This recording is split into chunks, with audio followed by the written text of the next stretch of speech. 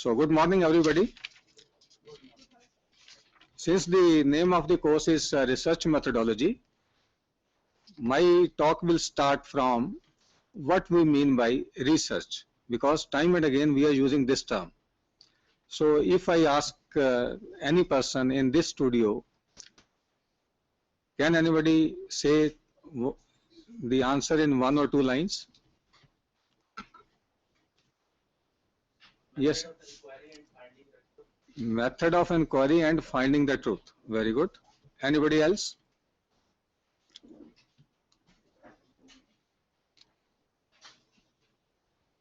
For the whole day, you were deliberating on this issue. And I'm very hopeful and confident that you are knowing all these things. But to start, I will give a little overview of the term research. So the contents for this very talk is introduction, defining descriptive research, type of descriptive research, survey method of research, procedural steps in conducting the survey research, and one exercise. At the, you can say, after the half of the time, I will give you one sheet. You have to give, well, that is just objective type. You have to write your answer on that. And I will give the right answer to that also. So research is, if we break up this word, that is re plus search. Re means again, and search means examining closely, clearly, to test and try to probe. जैसे कहते हैं ना कि CID वाले होते हैं या CBI वाले होते हैं, इंक्वायरी करते हैं, तो यदि अच्छा रिसर्चर है, he will go towards all the directions and find out what is the exact answer. So this is the meaning of research. Research is quest for knowledge or truth. My friend rightly told to inquire about the truth. Then it is a systematic and organized. It is not haphazard. ये नहीं है कि भाई data collection कर लो, compile कर लिया, report बना दी, research हो गई. It is not like that. What it is very systematic and organized activity. A systematic way of asking question. यदि क्वेश्चन भी पूछना है तो तरीके से. ये नहीं है कि भाई इसका मतलब एक क्वेश्चन के दो मीनिंग निकल जाएं, या how I feel the meaning about this question and you are having a different meaning to that. It should convey only one meaning. Okay? जो पॉइंट आपके मतलब के हों उसको नोट कर लीजिए. इसकी मैं एक एग्जांपल लेते हैं. मान लीजिए हम स्टडी करते हैं किसकी, left handed people versus right handed people. आपने देखा होगा George Bush, he writes with left hand, and there are many people who write. इधर भी है कोई लेफ्ट हैंड से लिखने वाला? यस, वन और to.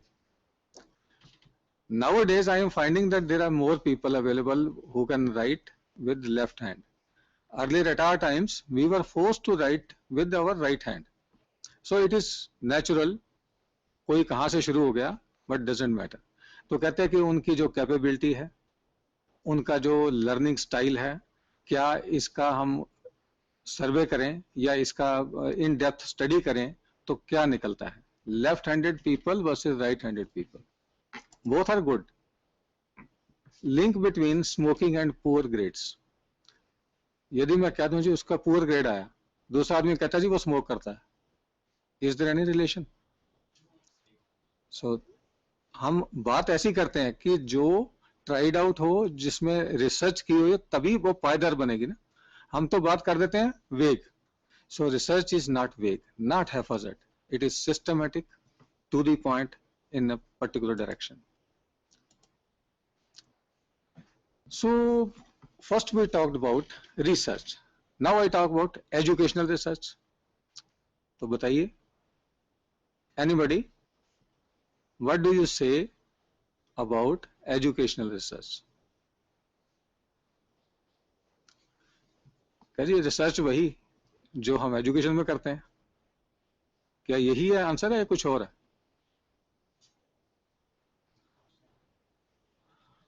Madam with the orange dupatta, what do you say?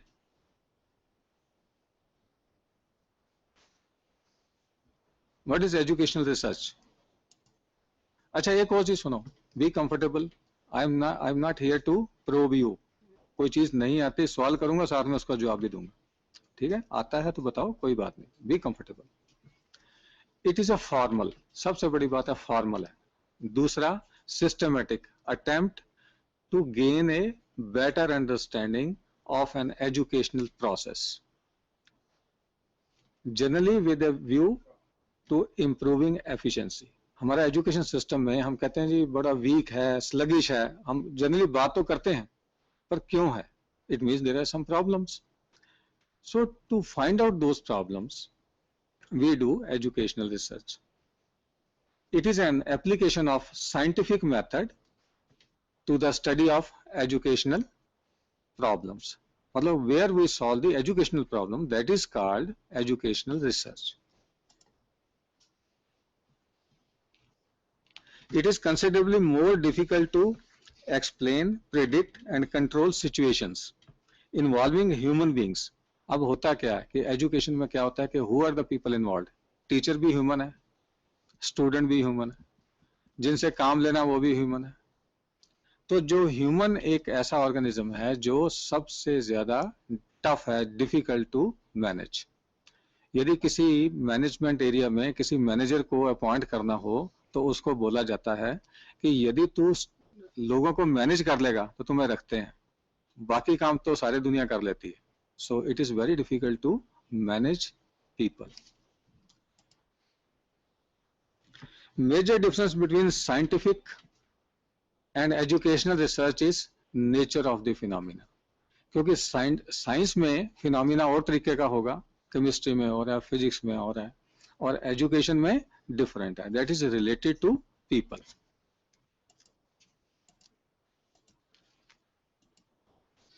तो in nutshell, educational research is a systematic and scientific.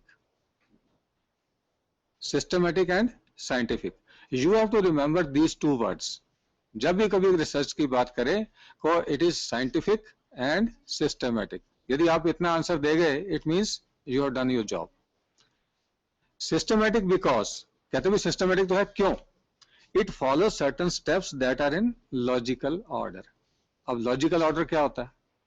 मान लीजिए कि आपने कोई रिसर्च करनी है तो सबसे पहला पॉइंट क्या आएगा, बताइए? टू फाइंड ए प्रॉब्लम, और उसके बाद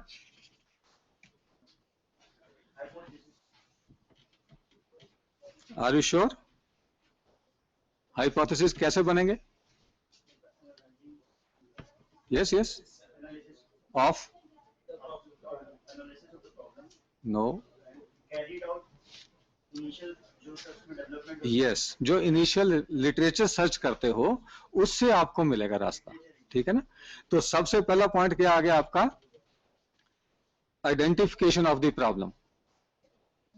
the first point is identification of the problem. दूसरा क्या है?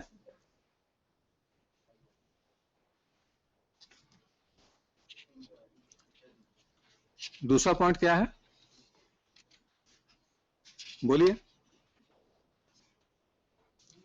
रिव्यूइंग ऑफ लिटरेचर, ठीक है? Last row, please don't talk among yourself. Then collection of data. पहले रिव्यू ऑफ लिटरेचर करते हो, हाइपोथेसिस बनाते हो, रिसर्च डिजाइन एस्टेब्लिश करते हो, उसके बाद में सैंपल लेते हो, ये सारी बातें करते हो ना। सैंपल करने के बाद आप क्वेश्चनियर बना लेते हो, उसके बाद में डेटा कलेक्ट करते हो। मैंने तो मोटे स्टेप की बात करी है कि identifying the problem, reviewing of literature, then collecting the data, then data analysis and interpretation. Data analysis भी सारे लोग नहीं कर पाते, डेटा एनालिसिस एंड इंटरप्रिटेशन, और उसके बाद में what conclusion we draw. Okay, so these are the 5 major steps which we follow in research. So जब कलेक्शन ऑफ डेटा है उससे पहले जो है रिसर्च डिजाइन का सिलेक्ट करना, सैम्पलिंग करनी, वो कैसे करनी, that's another exercise. Hello. Yes. Hello. Yes, please. Yeah, good morning, sir. Ani, good morning. Sir, I have a query. In general, when we are doing some literature survey, Okay. okay, so is it okay we should write the objectives before the literature survey, or objectives should be defined after the literature survey? It depends that what type of your problem is. Suppose you are not knowing the area, you go in for literature search, and after having a good amount of information with you, you can certainly jot down the objectives of your study. It is not haphazard that you write objective of my this research is this, because you must have some database. Database means literature search. So that means both the approaches are correct depending upon the type of problem. Yes, yes. Okay. Okay. Then systematic because it follows certain steps that are logical in order. ये तो आप कर नहीं सकते कि भाई पहले literature search कर लो, बाद में प्रॉब्लम आइडेंटिफाई कर लो, पहले डाटा कलेक्ट कर लो, बाद में ये कर लो. Logical step means first identifying the problem, literature search, then research design, then data collection, then a data analysis, interpretation, and conclusion. This is the way, logical order. The second point is scientific because it implies inductive and deductive reasoning. Inductive reasoning क्या होती है? कल करवाया होगा, करवाया तो था, नहीं करवाया, चलो कोई बात. Researcher observes instances and on examination establishes expectation. जब उसने अपनी कोई प्रॉब्लम लिखता है या अपनी कोई रास्ता बनाता है, वो हाइपोथेसिस बनाता है, तो वो कुछ सोचता है.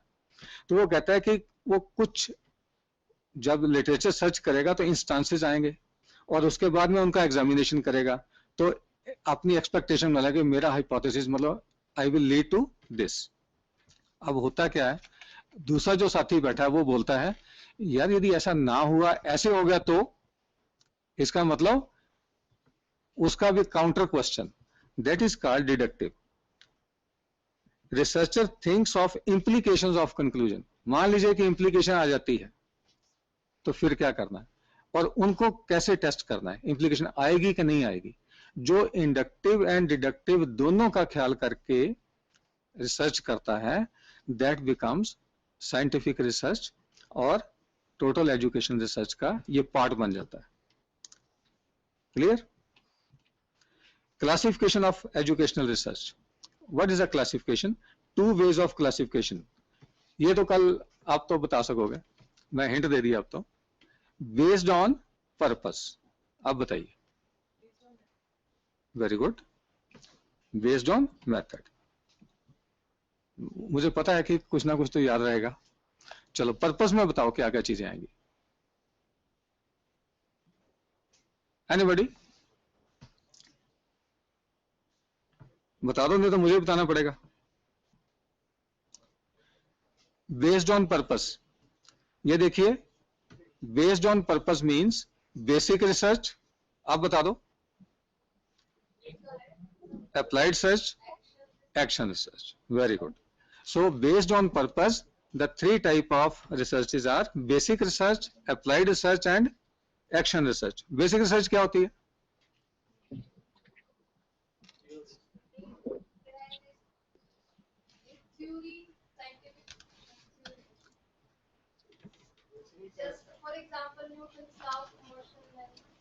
हाँ, उसके ऊपर रिसर्च करो कि ये गलत है.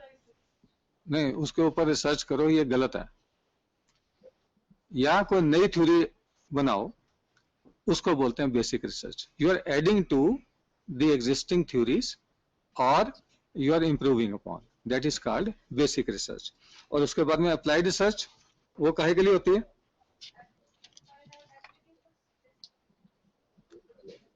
ये है टेस्टिंग ऑफ थ्योरी.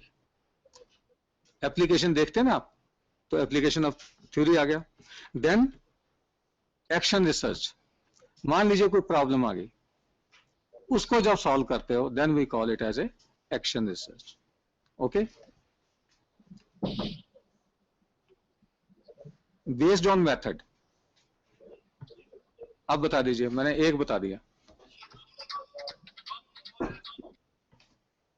डिस्क्रिप्टिव. मैंने लिख दिया। और बताइए, जो जो आप कहोगे मैं लिखता जाऊंगा।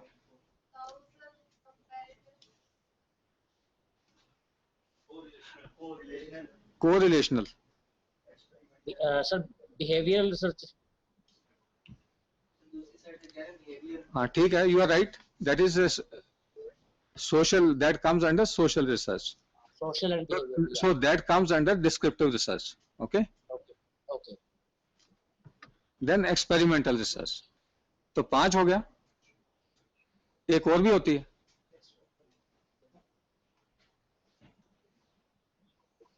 डायग्नोस्टिक। डायग्नोस्टिक तो सभी में रहेगा, एक्सपेरिमेंट करोगे। Okay. Then we come to descriptive research, that is the topic of today. Okay. So now we were at our background, what is research, types of research, and now we focus on descriptive research. As the name implies, it is of description type. जो social area को deal करते हैं वो descriptive research के through होती है। इसकी example ले लें। Persons involved in decision making and development activities require answers to. I mean to say, the person sitting at management side, administration side, they need to have decisions on a particular issue, or they want to develop something, they need some information. तो वो कैसे करें?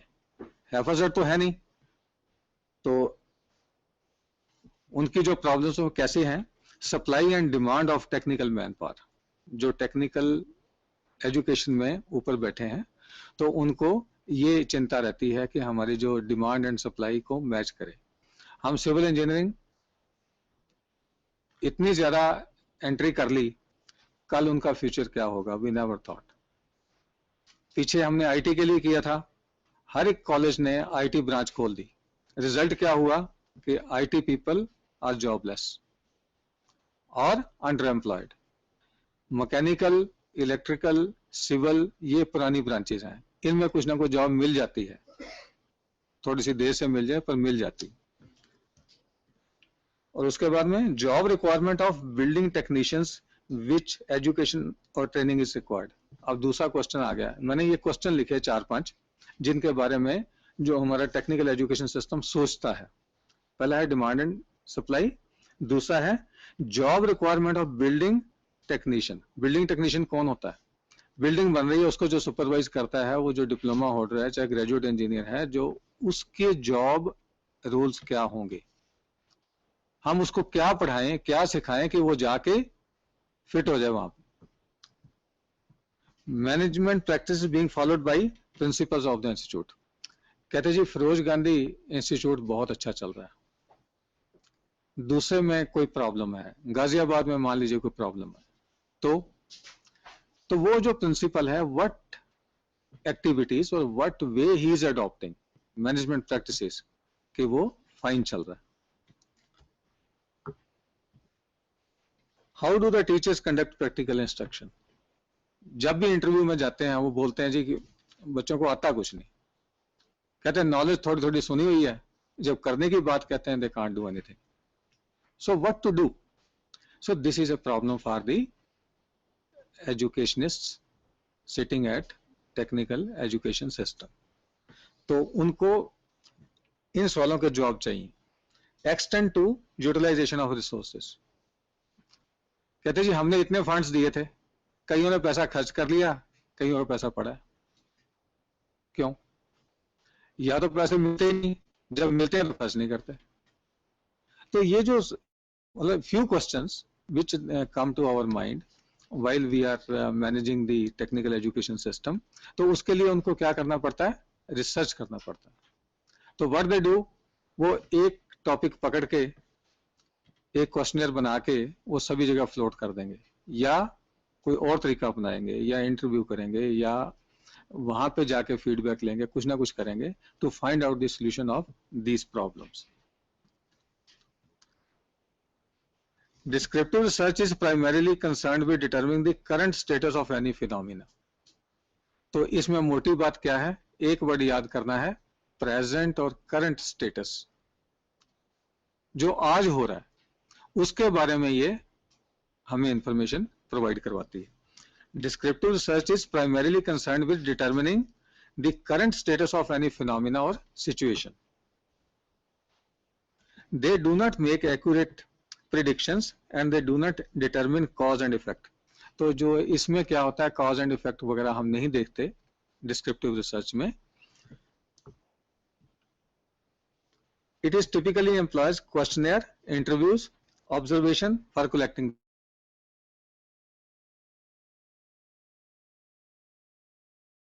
Interview. तीनों तरीके से हम data या information collect करते हैं. तो हर एक रिसर्च की अपनी अपनी पहचान है. एक्सपेरिमेंटल में हम एक्सपेरिमेंट करते हैं. It does not exercise any control over the variables which are measured. जो इसके वेरिएबल होते हैं उसके ऊपर इसका कोई कंट्रोल नहीं. जो इंफॉर्मेशन प्रोवाइड कर दी वो हमने ले लिया. It includes both quantitative and qualitative data. तो इस तरह की रिसर्च में क्वालिटेटिव एंड क्वांटिटेटिव डाटा दोनों आएंगे. And uses these types of data to describe the population being observed. तो जो हमारे पॉपुलेशन मींस, पॉपुलेशन का क्या मतलब होता है, कोई पब्लिक. पॉपुलेशन मींस जो हमारा टारगेट, जिनसे हमने डाटा लेना उसको हम पॉपुलेशन बोलते हैं. Descriptive research is mostly used in the beginning of the researching a topic or phenomena. तो इसमें क्या होता है कि हम पहले काफी इंफॉर्मेशन गैदर कर लेते हैं अपना टॉपिक चुनने से पहले. Observation provides the initial information needed for the researcher to form hypothesis about the topic. तो इसमें क्या है कि ऑब्जर्वेशन जो है वो प्रोवाइड करती है हमें information. Observation is a great technique through which lot of decision can be taken very easily. Descriptive research is applicable. ये applicable कब होती है? If the problem is describable and not arguable. कई प्रॉब्लम ऐसे होते हैं जिसमें हम आर्गुमेंट शुरू कर लेते हैं तो कहते हैं इसको फिर करने का फायदा ही नहीं. जो आर्गुएबल ना हो, जो डिस्क्राइब, जिसका डिस्क्रिप्शन हो सके, that is a purpose. The data may be amenable to an accurate objective. जिसका डाटा जो लेने के बाद accurate objective निकले, reliable and significant study हमारी बन पाए. It can itself subject to variable procedures of collection and analysis of data. तो इसमें क्या है कि जो थोड़ी सी वेरिएशन भी हो सकती है, एक ही तरीका नहीं. हमने डाटा कलेक्ट करना है, क्वेश्चनर से कर लो, इंटरव्यू शेड्यूल से कर लो, पर्सनल जाके ले लो या ऑब्जर्वेशन से ले लो. तो इसकी एग्जैक्ट डेफिनेशन क्या है ये सारे लोग नोट कर लें, क्योंकि मैंने जो आपको एक्सरसाइज देनी है, you may use this. Descriptive research, there may be a question about this. Descriptive research is primarily concerned with determining the current status of any event, phenomena or situation. It typically employs questionnaires, interviews and observation for collecting data. यदि आपके मन में ये चीज register हो गई है, no need to write, but if you write, इसका दो छोटा 2-3 पॉइंट लिख लो. इसमें क्या है? Current status, employees, questionnaire, interviews and observation. Okay.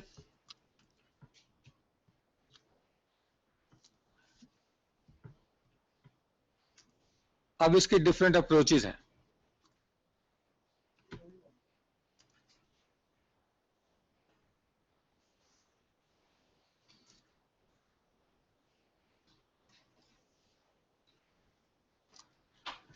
Depending upon the research employed, descriptive research can be classified as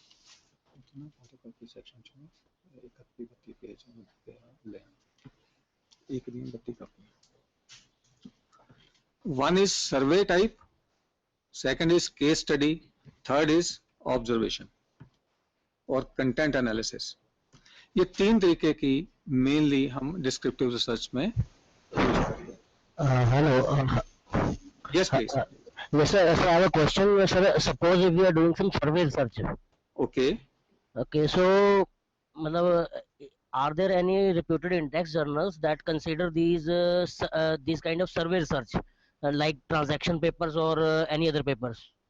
Actually, again, there is a answer to the what you asked earlier. That is type of problem. Suppose it is required to have a data from a good amount of population, तो आपको Okay. सर्वे करना पड़ेगा. सर्वे के लिए आपको सर्वे technique आप लगाओगे.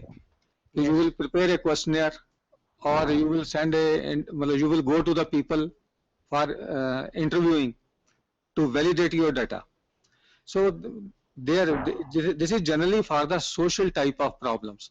Yes, जैसे हम कहते हैं, my question is कि whether there are any transaction paper or Thomson Reuters journals that publish survey research. Actually I'm not exactly aware, so I may not give you a wrong information. Okay. Survey, case study and content analysis. So what is survey method? सर्वे में generally हमारा क्या आता है कि pro forma बना लेंगे, जाके job ले आएंगे. मैं आपको I send you a questionnaire and I am the last person to get any response from you. आपके पास क्वेश्चनर आ जाएगा but you will not send me back. This is my experience. How I get it, वो मेरी capability है कि मैं आपसे कैसे रेपो बनाता हूं, कैसे आपको कन्विंस करता हूं. I had a chance to go to 69 industries. I sent questionnaire, but nobody replied. But I got response from 69 industries by applying different techniques. But I was successful. I sent about 1,000 of questionnaire to many people, but response is only 5%, 10%, 20%. But if the response is less than 70%, it means our problem is not solved. We have to ensure that we must get a response more than 70%. Only then there is some research work is going on. Otherwise, it is a futile exercise. Survey method of research is meant to report current status of phenomena under investigation. पहली बात तो ये याद करनी है कि it is dealing with current status. जब survey की बात आई means current state, what is prevailing now.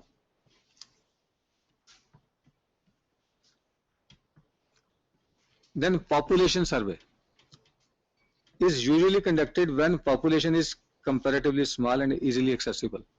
अब आप सेंसस का देखते हो, कितने लोग एम्प्लॉय किए जाते हैं क्वेश्चनर भरवाने के लिए. घर घर में लोग जाते हैं सेंसस के लिए. तो क्या होता है कि एक पर्टिकुलर पर्सन के लिए छोटा सा एरिया होता है, तब तो ये पॉसिबल है, अदरवाइज ये पॉसिबल होता नहीं. तो इसके लिए क्या, population survey is usually conducted when population is comparatively small and easily accessible. ये रिक्वायरमेंट है सर्वे में. एग्जांपल्स ऑफ सर्वे. अब ये देखिए, आप में से कुछ लोग पॉलिटेक्निक से हैं, कुछ इंजीनियरिंग कॉलेजेस से हैं. मैंने पॉलिटेक्निक एग्जांपल ले ली. Polytechnic students perception about teachers attitude. वो कहते हैं हम तो पढ़ना चाहते हैं बट टीचर पढ़ाना नहीं चाहता. देयर आर मैनी क्वेश्चंस, चाहे वो ठीक है चाहे गलत है, पर ये चीज सामने आई है हमारे. एक और लीजिए, suitability of diploma engineers for employment in industry. कहते हैं जी हम बहुत पढ़ाते हैं उनको, but they are not getting fitted into industry. Why? Where is the gap? तो हमारे लिए एक ये भी बिग प्रॉब्लम बनी हुई है. टीचर कहता है मैं बहुत अच्छे से पढ़ाता हूँ, क्लासेस लेता हूँ, प्रैक्टिकल करवाता हूँ, ड्राइंग वर्क करवाता हूँ, लेबोरेटरी में लेके जाता हूँ. कम्युनिकेशन वाले कहते हैं कि हम उसको खड़ा करके पूरी पर्सनैलिटी डेवलप कर देते हैं उसकी, इंग्लिश बोलता है तोते की तरह, पर सिलेक्ट फिर नहीं होता. Where is the gap? How to make employable? That is a question. Survey to assess the need of diploma programs.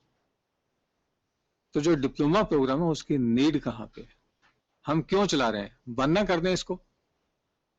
That's a big question. कि डिप्लोमा होल्डर पास आउट को जॉब मिलती नहीं है, तो फिर क्यों हम प्रोड्यूस करें? तो ये भी एक क्वेश्चन बन गया।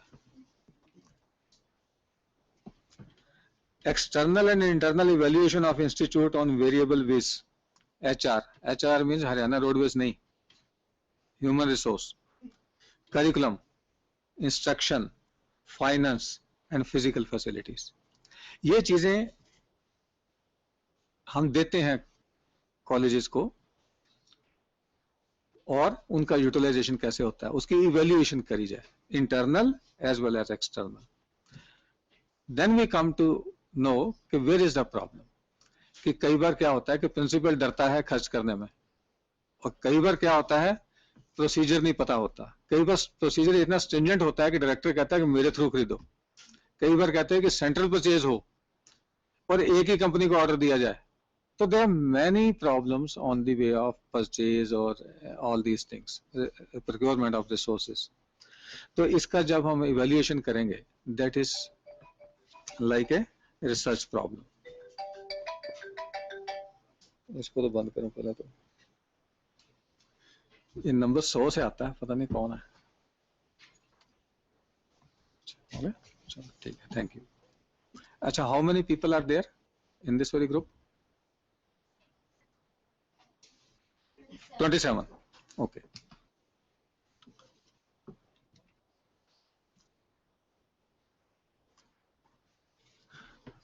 और किस तरीके की प्रॉब्लम आती है? कहते हैं रोज ही बंक लगा होता है, एनरोलमेंट, टीचर टॉट रेशो, ये भी एक प्रॉब्लम है। कितनी होनी चाहिए?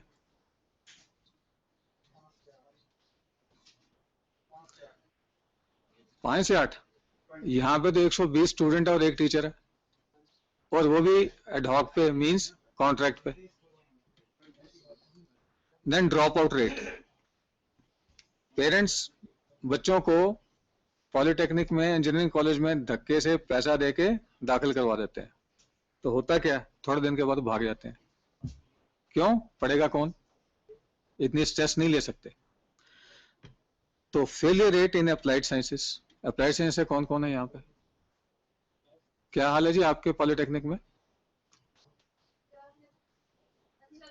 अच्छा तो नहीं है, तो फिर मैंने ठीक लिख दिया ना। सो failure rate in applied sciences, ये एक जगह नहीं, सब जगह यही हाल है। अचीवमेंट इन स्पेसिफिक सब्जेक्ट, कोई एक आधा सब्जेक्ट है जिसमें वो अचीव करते हैं। Administrative problems and procedures, student transport, कई जगह क्या है जी कि स्टूडेंट के लिए ट्रांसपोर्ट की सुविधा नहीं है। लड़कियों के लिए, लड़कियां आना चाहती हैं पर ट्रांसपोर्ट ना होने कारण नहीं आती, वो ज्वाइन नहीं करती। So these are the problems which the technical education system faces. These may be national level, regional level, state level, district level. तो हम इसका जो सर्वे करना है नेशनल लेवल पे कर लें, रीजनल लेवल पे कर लें, स्टेट लेवल पे कर लें, डिस्ट्रिक्ट लेवल पे कर लें, और उससे पहले इंस्टीट्यूट लेवल पे कर लें। पर इंस्टीट्यूट में करने से कोई बात बनती नहीं, हमें we have to see the overall strata.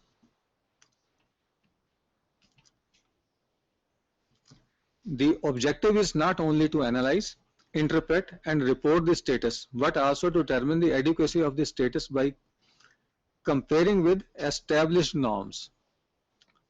तो ये क्या होता है कि हमने एक तो पता कर लिया, हाँ जी वहां पे हालत बुरी है, पता लग गया, हालत ग्रिम है, ग्रेव है सिचुएशन, पर उसको कंपेयर किससे करें? जैसे मैंने आपसे क्वेश्चन किया, what is the teacher taught ratio, what is ideally acceptable through AICTE, that is 1:11, पर यहाँ पे आज कितनी है? इस नहीं, AICTE के थ्रू 1:11 है। 20 अब कर दी होगी, मैं कह नहीं सकता क्योंकि मेरे पास बुक है तो उसमें प्रिंटेड है 1:11 इज द आइडियल वन। क्योंकि जब ये हम इसको पूरे तरीके से डिजाइन करते थे कि what should be the room size, what should be the laboratory size, ये सारी चीजों करके तो आखिर में जो ह्यूमन सोर्स की बात आती थी, तो दिस वाज द कैलकुलेशन। चलो यदि 120 भी करें तो फिर भी कुछ रीजनेबल है, पर जो 1:120 करते हैं फिर प्रॉब्लम। अच्छा, इन सम ऑफ द ब्रांचेस, ओके। तो कोई बात नहीं, अकेले आए थे, अकेले हो, कोई बात नहीं। अच्छा, then ratio of theory is to practical कितना होना चाहिए?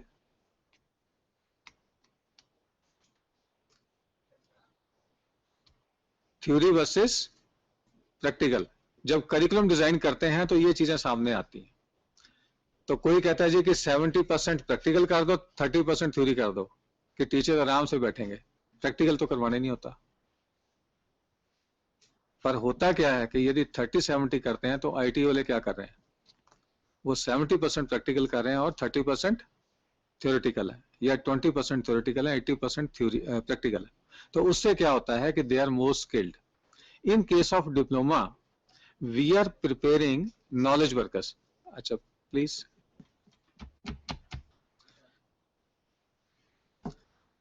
डिप्लोमा में क्या होता है कि we are preparing knowledge workers. वो ये ना हो कि 10 + 3 + बस, ये वाली हालत नहीं होनी चाहिए उनके लिए। उनके पास सफिशिएंट नॉलेज और लर्निंग स्टाइल्स होने चाहिए, जिससे क्या होगा कि वो स्वयं से पढ़ सकें और resulting they will do themselves for the higher programmes. Post diploma करेंगे, डिग्री में चले जाएंगे, लेटरल एंट्री में चले जाएंगे, कोई और कोर्स कर लेंगे। तो इसमें थ्योरी और प्रैक्टिस को हमने जनरली 50-50, 60-40, 55-45 इस तरीके में डिवाइड कर रखा है। स्टेट टू स्टेट वेरी करता है, जहां पे जिस चीज की डोमिनेशन ज्यादा है वो इसको एक्सेप्ट करता है। तो मन में 50-50 तो रख ही लो, 55-45 जनरली ऑब्जर्व किया गया। Earlier I was in curriculum development, so I was dealing with all these things, तो इसलिए आई एम कॉन्फिडेंट कि ये रेशियो इतनी होनी चाहिए। Some surveys are confined to gather 3 types of data: existing status, comparison of existing status with established norms, and means of improving existing status. मतलब ये तो एक होगा कि स्टेटस बता दिया, दूसरा उसको कंपेयर कर लिया, और तीसरा क्या है कि इंप्रूवमेंट क्या लाओ। That is the purpose of research, जिसको आप आखिर में लिखते हो ना, कंक्लूजन या समरी या रिकमेंडेशंस, वो इन चीजें सारा करने के बाद हम लिखते हैं।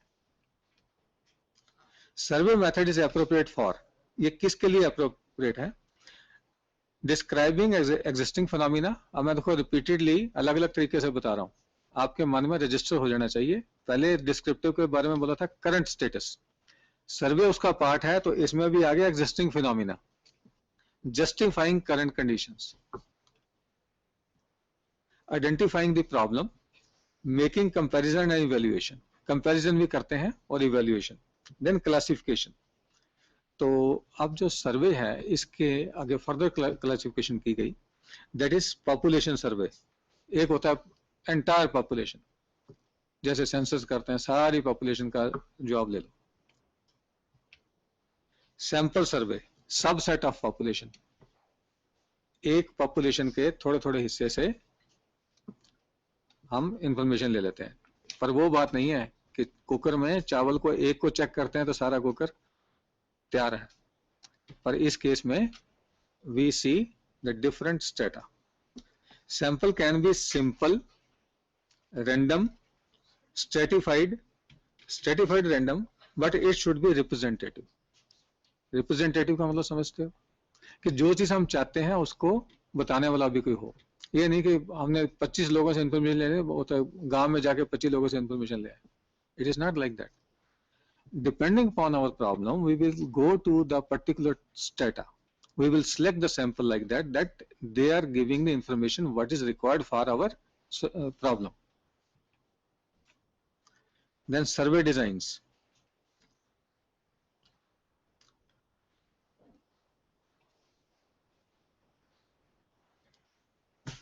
तो इसमें दो चीजें हैं, the points at which data collection takes place, और दूसरी चीज क्या है, the nature of the sample. ये दोनों बातें निर्भर करती हैं हमारे रिसर्च डिजाइन पे। जो हम सर्वे डिजाइन में, एक है point eight which the data is collected and the other is nature of the sample. Survey designs can be cross sectional. What is cross sectional?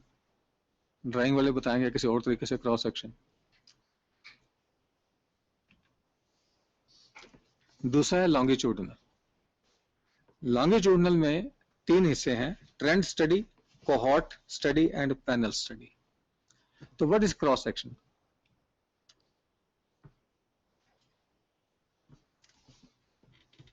Different subjects. What is subject? Subject means part of population. At various stages of development are studied simultaneously. For example, comparing reasoning ability of grades 1, 2, 3, 4, 5. मान लीजिए हमारा technical institute है, उसमें क्या है, first year, second year, third year, fourth year, तो उनकी जो रीजनिंग एबिलिटी है साइमल्टेनियसली हमने लेनी है एट ए पर्टिकुलर टाइम। मान लीजिए कि अप्रैल में ली, तो हमारे पास at a single point of time, that is cross sectional सर्वे।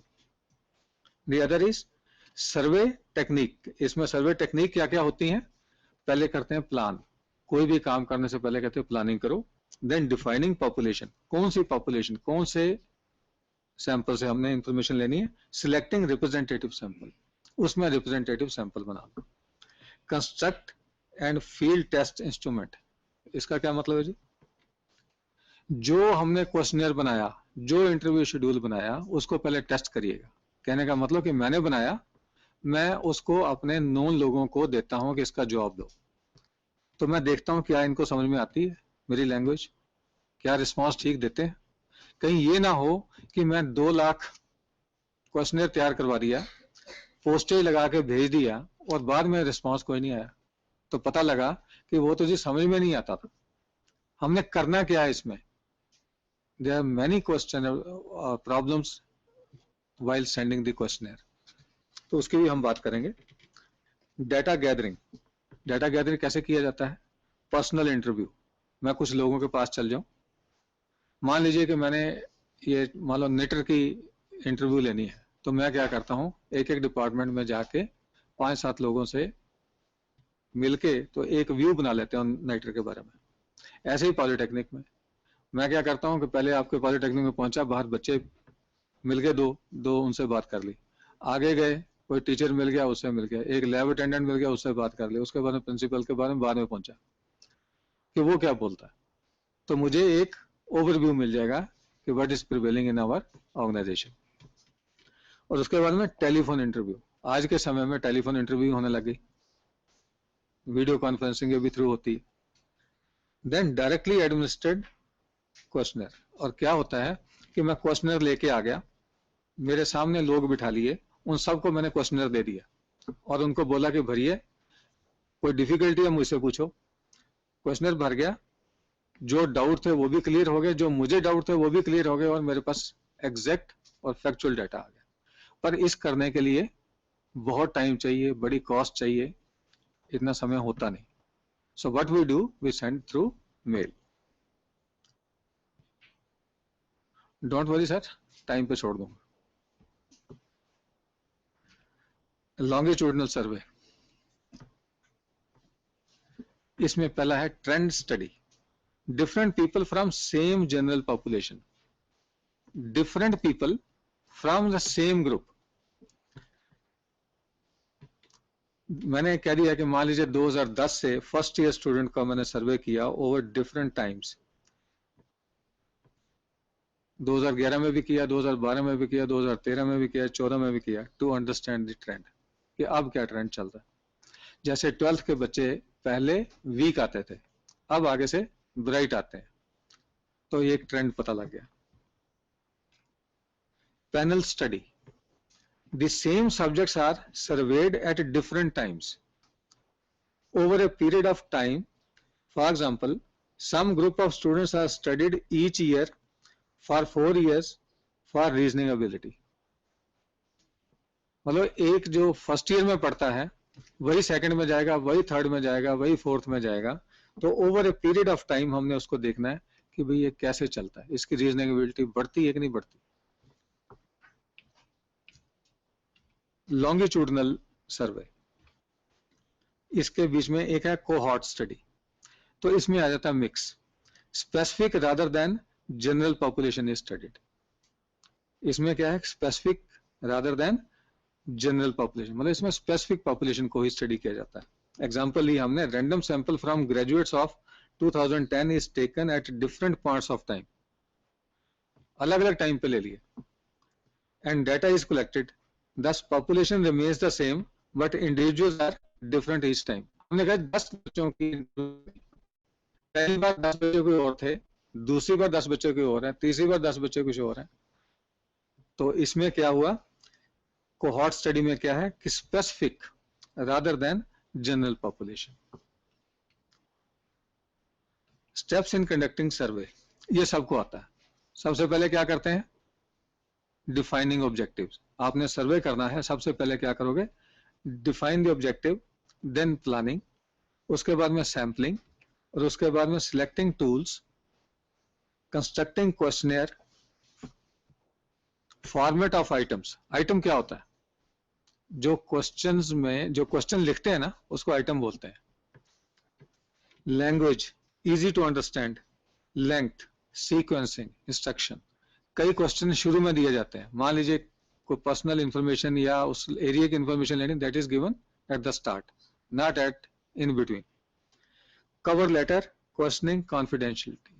तो इसमें क्या है कि आपने लेटर, अपने क्वेश्चनर बना लिया, पहले क्वेश्चन के ऊपर इंस्ट्रक्शन लिखेंगे कि ये क्वेश्चनर इस पर्पस के लिए बनाया गया, and we are sending to you for getting information for this purpose.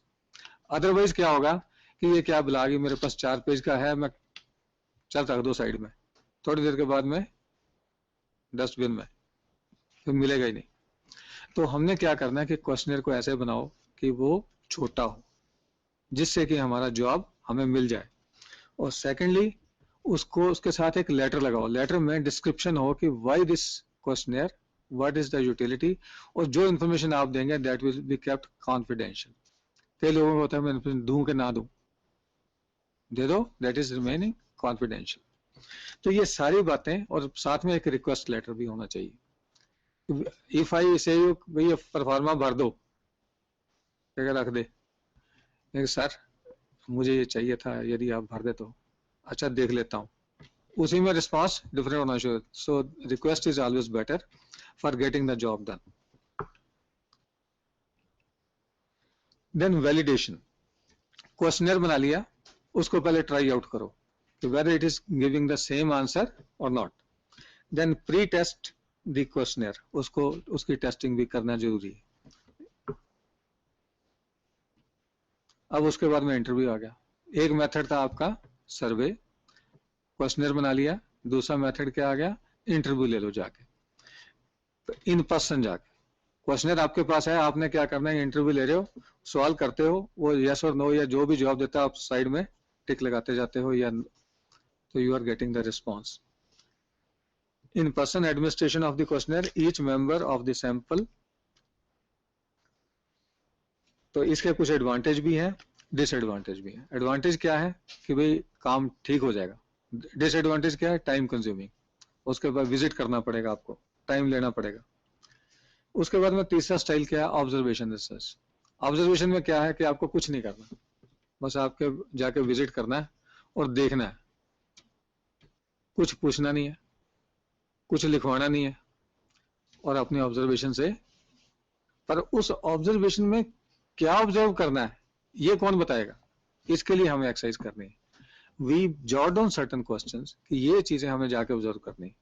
अब जैसे आप इस स्टूडियो में आए, मैं स्टूडियो में जब रिपेयर होने के बाद फर्स्ट टाइम आया, तो आदतन वही दरवाजा खोला तो उसमें लिखा है आगे, पता लग गया पक्का आगे से कि दूसरा दरवाजा है इसका। किसी को बताना होगा, मैं कहूंगा you go from the second door.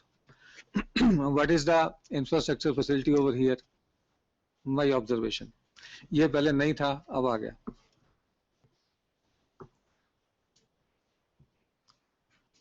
Non participants observation, इसमें क्या है कि पार्टिसिपेंट्स होंगे नहीं, सिर्फ ऑब्जर्व करना है डायरेक्टली जिसने रिसर्च करनी। देन पार्टिसिपेंट्स ऑब्जर्वेशन, उसमें क्या है कि हम पार्टिसिपेंट्स के साथ में रह के ऑब्जर्व करेंगे, कुछ पूछ भी लिया, ऑब्जर्व भी कर लिया। तो this is another situation, observer is a part of the situation to be observed, वो उनमें जाके एक बन जाता है। Reliability of the observer is to be ensured, अब जो ऑब्जर्वर है उसकी रिलायबिलिटी भी चाहिए, देखता कुछ है रिपोर्ट कुछ करता है।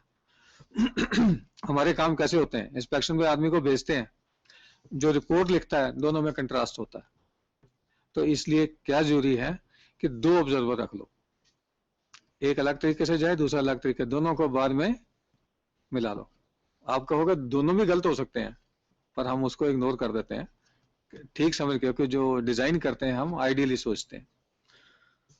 2 observers observe independently and correlate. If necessary, train observers. जो observers हैं उनकी भी ट्रेनिंग करो। ट्रेनिंग करने से they will be focused and they will come out with the required information.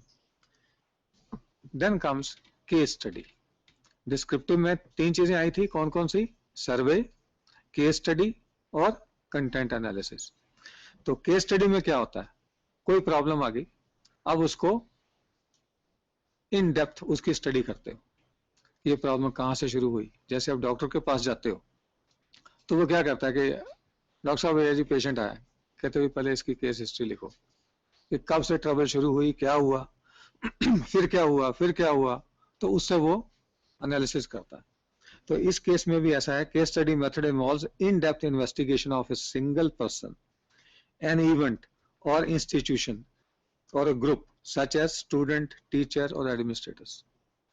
तो ये case study के through we can go in depth.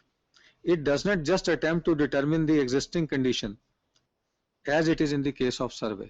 इसके केस में क्या, सर्वे में केस में होता है जो existing position है, केस स्टडी में क्या है, पास्ट भी लेंगे कैसे ये हुआ काम, but also why of it, क्यों, ऐसा क्यों.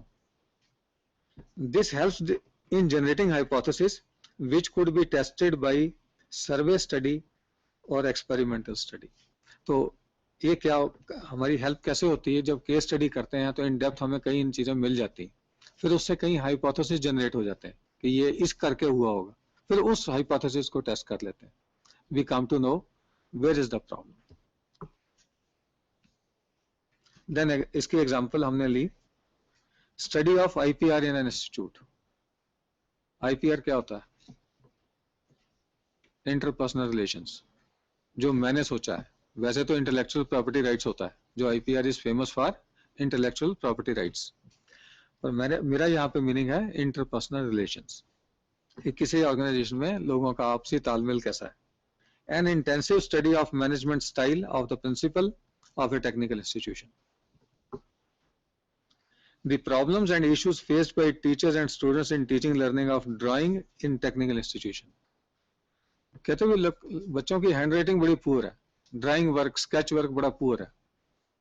क्यों पुअर है, तो उसके लिए हम स्टडी करेंगे कि वहां पे ड्राइंग हॉल की फैसिलिटी नहीं है. ड्राइंग हॉल तो है पर बोर्ड नहीं है, बोर्ड है तो इंस्ट्रूमेंट नहीं है, इंस्ट्रूमेंट है तो स्टूडेंट ही नहीं है.